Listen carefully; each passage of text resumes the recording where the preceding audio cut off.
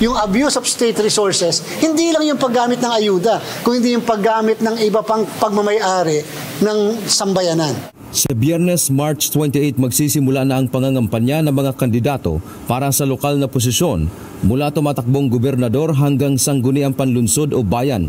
Tatagal ang campaign period ng mga local candidate ng mahigit 40 araw o hanggang May 10, 2025. Kaugnay nito, nagbabala ang Commission on Elections o COMELEC sa lahat ng kandidato lalo na sa mga incumbent official na huwag gamitin o abusuhin ang resources ng gobyerno sa pangangampanya. Paliwanag ni Chairman George Erwin Garcia, marami na silang diniskwalipika dahil ginamit ang mga property o pondo ng gobyerno para isulong ang kanilang kandidatura.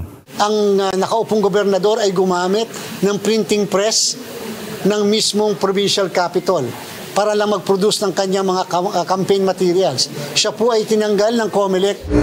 Samantala, ayon sa COMELEC, sa bagong desisyon ng Korte Suprema, maaari nang mangampanya o sumuporta ang mga barangay official sa mga kandidato sa local elections. Dahil sila elected official din ay political ang kanilang trabaho. Dati kasi ay apolitical ang pagtrato sa barangay elections at hindi sila pwedeng tumanggap ng endorsement mula sa partido politikal. Once na nahalal na ang isang barangay official, pagkatapos ng election, sila ay political na. Therefore, pwedeng sumuporta ng kandidato, pwedeng sumama sa mga kampanya.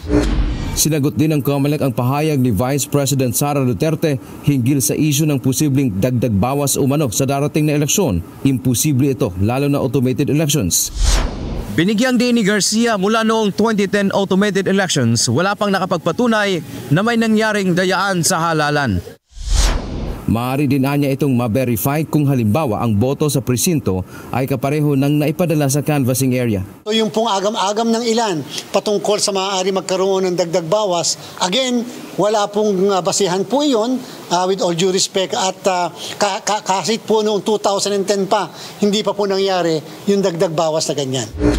Samantala, kanina idineposito na ng COMELEC ang source codes ng 2025 elections sa Bangko Sentral ng Pilipinas o BSP alinsunod sa hinihingi ng batas. Ang source codes ay magagamit kapag may election protest sa hinaharap. Ito ay mga orihinal na maaaring ikumpara sa mga ginamit sa makina kapag may nagprotesta. Dante Amento, UNTV, News and Rescue. Diyos ang aming sandigan, serbisyo publiko ang aming pinahahalagahan.